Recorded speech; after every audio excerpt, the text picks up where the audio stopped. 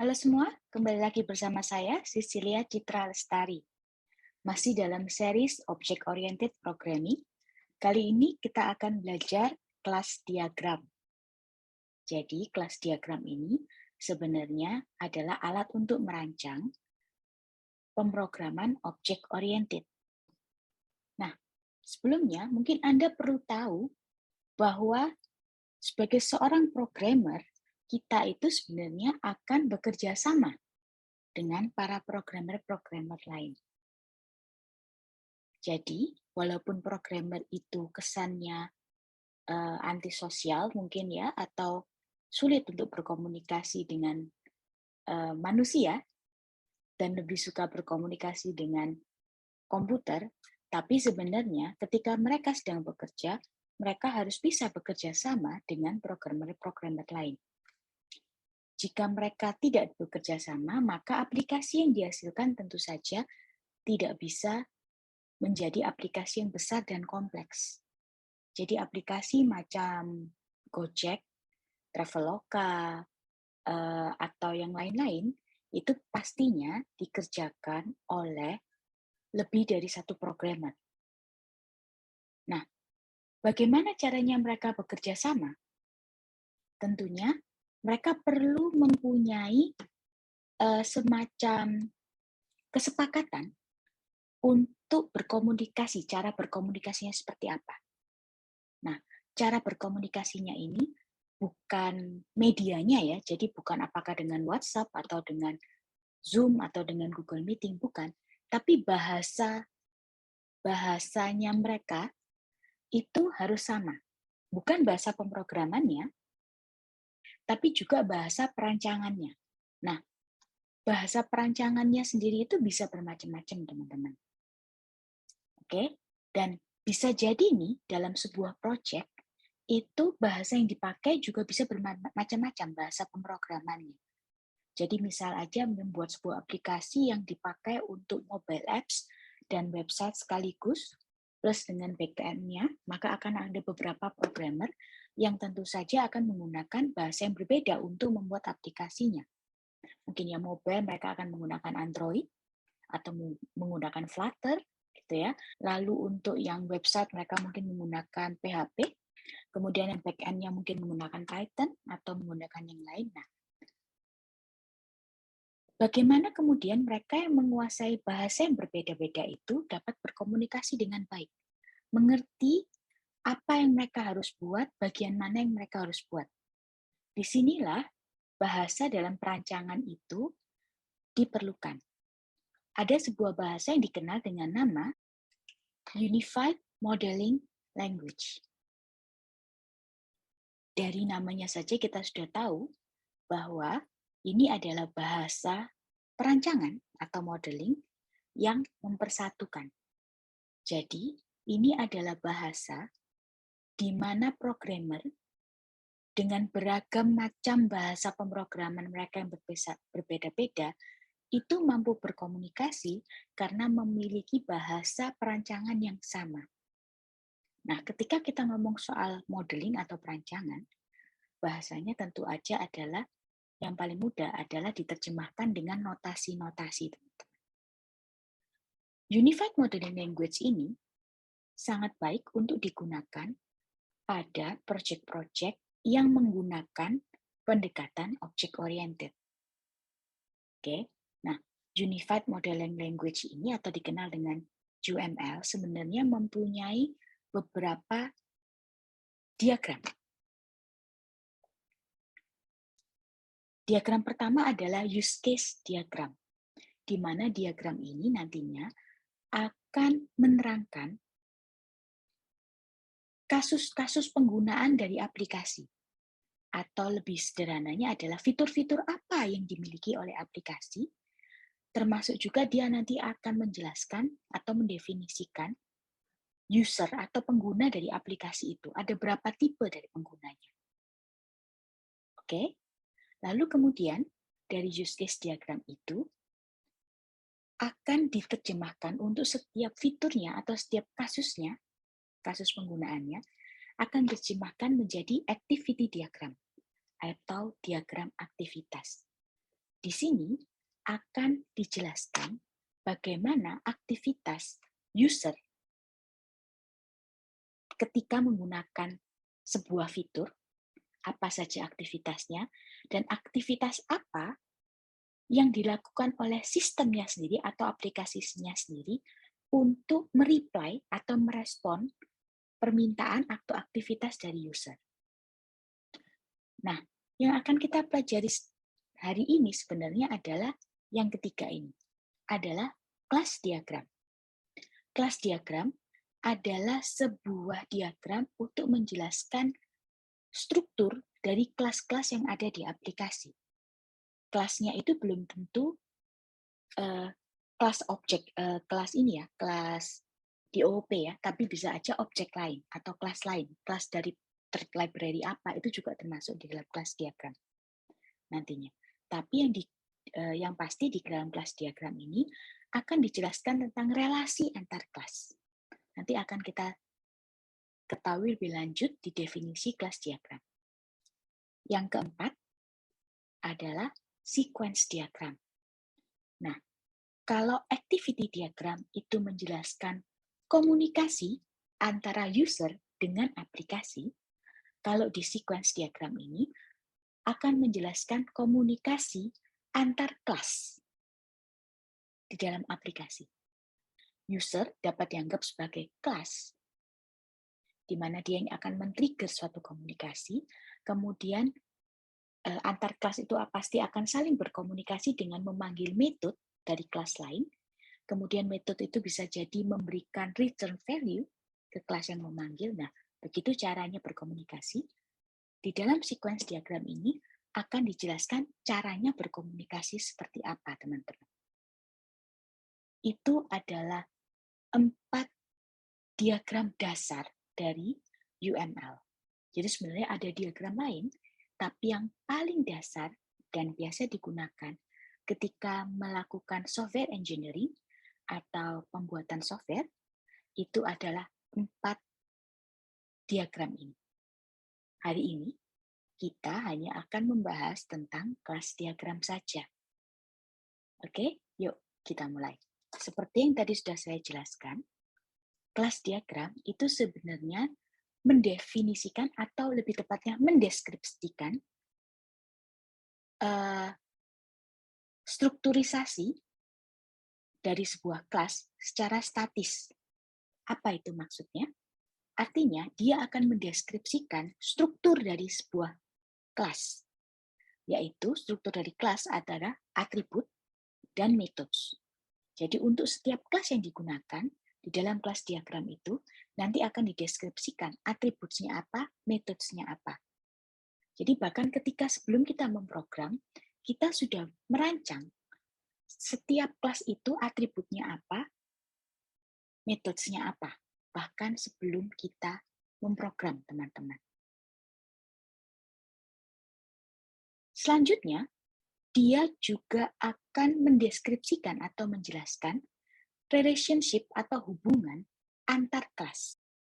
Kelas diagram ini tidak menjelaskan apa yang terjadi ketika dua kelas itu berinteraksi.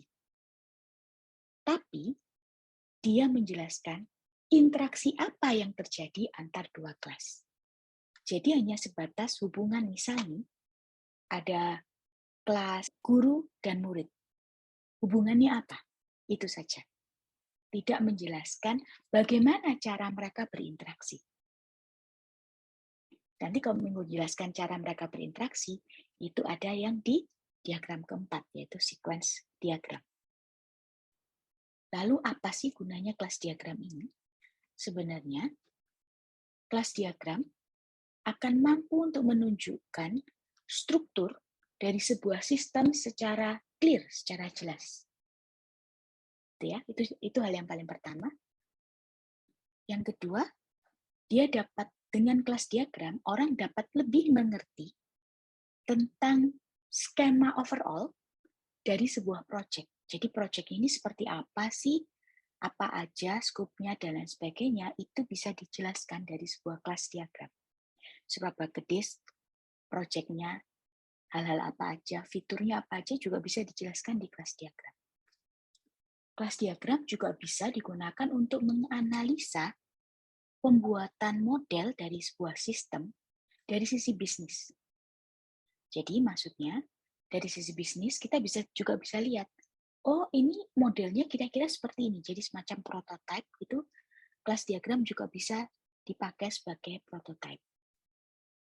Yang keempat, kelas diagram nantinya juga bisa memberitahu nih third party apa aja yang digunakan untuk proyek itu. Nah, sekarang kita akan masuk ke dalam notasi, karena sebuah diagram pastinya ada notasinya. Notasi pertama dan yang paling utama adalah notasi kelas.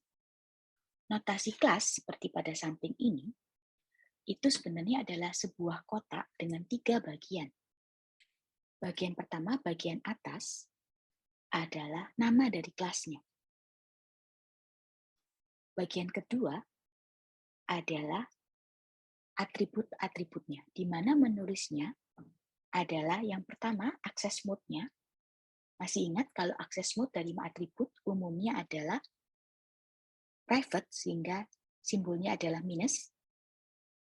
Dilanjutkan dengan nama atributnya. Titik 2, tipe datanya seperti apa. Oke, semuanya dituliskan di sana, atribut-atribut dari kelas. Bagian ketiga atau kotak paling bawah adalah untuk metode. Untuk metode juga sama, dimulai dengan akses mode dari metode tadi, plus untuk public, minus untuk private, kemudian dilanjutkan dengan nama metodenya. Jika ada parameter, maka tentu juga dituliskan parameternya apa. Lalu titik 2, jika ada return value, dituliskan return value-nya apa. Jika tidak ada, tidak perlu titik 2. Begitu adalah notasi dari kelas. Oke, sekarang mari kita coba membuat notasi-notasi kelas dari project PetSitter yang kemarin baru aja kita buat. Yuk. Oke, kita akan menggunakan draw.io untuk membuat kelas diagram. Setelah kita buat new, nanti kita akan di sini akan di sampingnya menu ini kita akan cari yang untuk UML. Oke, untuk folder atau menu UML ini nanti akan ada banyak. Ini untuk hampir semua UML. Oke, sini ada kelas diagram, kita akan pakai yang untuk kelas ini ya. Klik. Nah, seperti yang tadi dijelaskan ada 3. Kita akan buat 3 notasi kelas untuk 3 kelas dari PetSitter Project. Yang pertama adalah dog. Oke. Nah, ini kita bisa tarik karena nanti atributnya banyak banget. Kita bisa tarik dulu. Nanti dia akan mengikuti. Lalu kita ganti ya. Minus. Karena dia mau private. Lalu field-nya, berarti name-nya. Tipe datanya. Nah, dilanjut. Out. To integer. Happiness. Integer. Please. Please. Integer. Integer. Integer. Integer.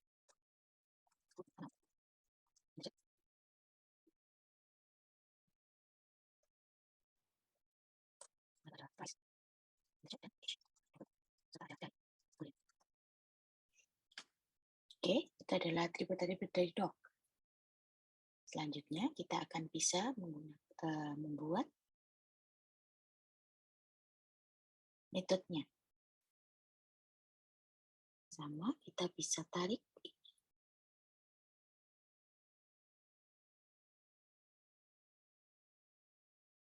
Oke. Metode pertama adalah play. karena tipe datanya void, kita bisa terus saja void untuk memastikan ya. Lalu ada train, void. Lalu ada that, void. Lalu ada it, dia punya return value, yaitu integer. Sleep,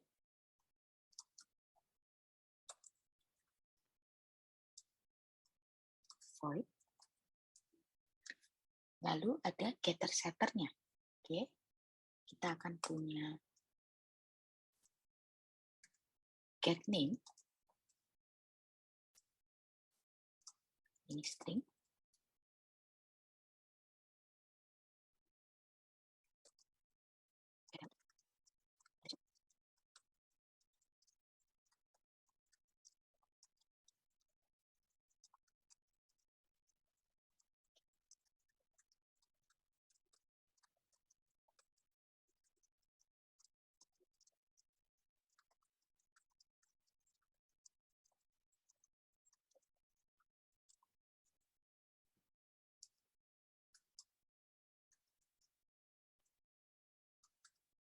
Lalu ada isDie untuk get nearDie.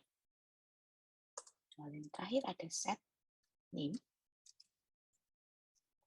karena kita memutuskan untuk name boleh di set gitu ya. Nah, ada parameternya. Yang perlu adalah tipe data dari parameternya. Dan tipenya adalah void. Kita akan buat kelas kedua, yaitu player.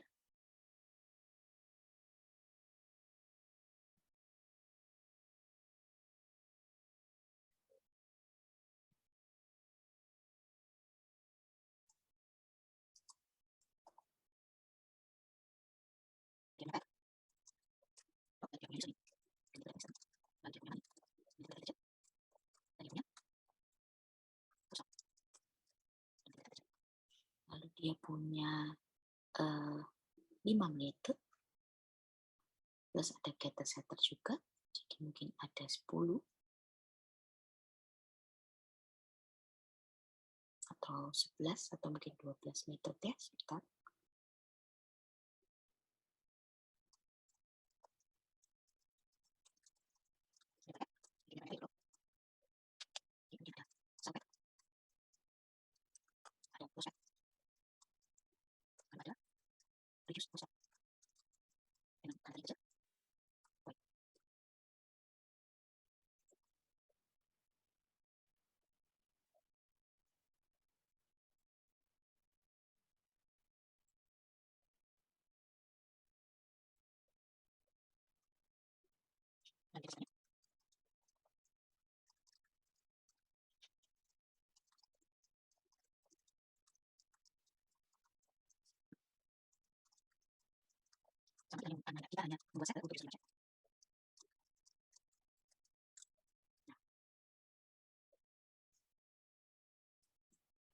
Oke, kelas kedua sudah terbuat. Sekarang kita buat kelas terakhir, yaitu si game. Ini pasti akan lebih sederhana ya. Game.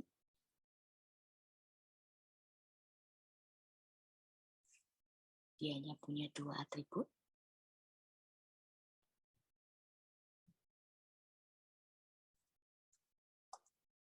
Atribut player dengan tipe data player, dan atribut your pet, current pet, dengan tipe data dog. Lalu dia hanya punya 1 metode, yaitu play game. Nah, return value atau tagnya adalah void.